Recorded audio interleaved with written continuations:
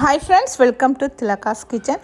நான் பால் கத்திரிக்காய் செய்ய போகிறேன். எப்படி செய்யறேன்னு காட்டுறேன். வாங்க வீடியோக்குள்ளே போகலாம். இப்போ ஒரு பாத்திரத்தை அடுப்பில் வச்சு நான் 3 மேசக்கரண்டி ஆயில் விட்டுருக்கோம்.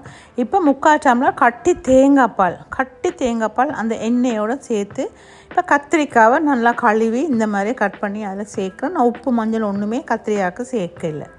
இதுக்கு நிறைய பொருள் சேர்க்குறதில்ல, சரியான சிம்பிளான பொருள் தான்.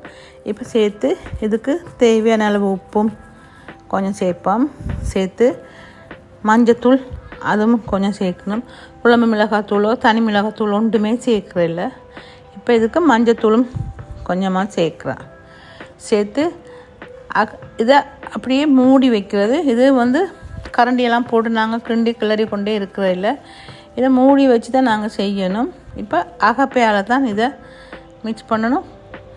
இப்போ மூடி வச்சு ஓப்பன் பண்ணால் இந்த மாதிரிக்கு இருக்கும். இப்போ இதுக்கு கருவேப்பிலை ரொம்ப சேர்த்து பெரிய வெங்காயமாக ஒரு வெங்காயம் கட் பண்ணி வச்சுருக்கோம் நீளவாக்கில், அதையும் அதில் சேர்த்து பச்சை மிளகாய் 2 கீரி அதையும் சேர்த்துக்கலாம்.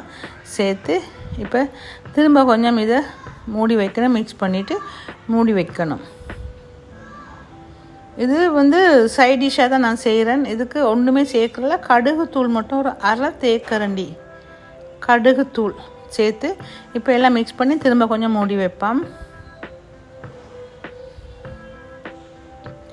இப்போ திரும்ப மூடி வச்சோன்னே இப்போ இதெல்லாம் எண்ணெயெல்லாம் திரிஞ்சு மேலே அப்படியே எண்ணெய் வரும். திரும்ப கொஞ்சம் கட்டி பால் எடுத்து அதையும் அதுக்குள்ளே சேர்க்குறோம்.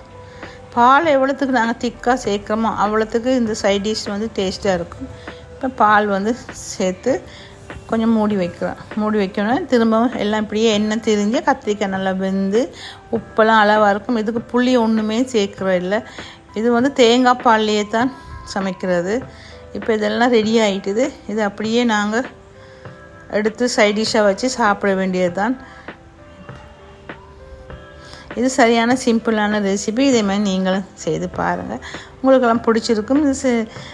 இது மச்ச கறிகள், கருவாடு கறி, கோழி கறிகள், நண்டு கறி, மீன் குழம்பு, இந்த மாதிரி குழம்புகளுக்கு சாப்பிட்றதுக்கு ரொம்பவே நல்ல டேஸ்ட்டாக இருக்கும். இந்த ரெசிபி பிடிச்சிருந்தா லைக் பண்ணி ஷேர் பண்ணி சப்ஸ்கிரைப் பண்ணுங்கள்.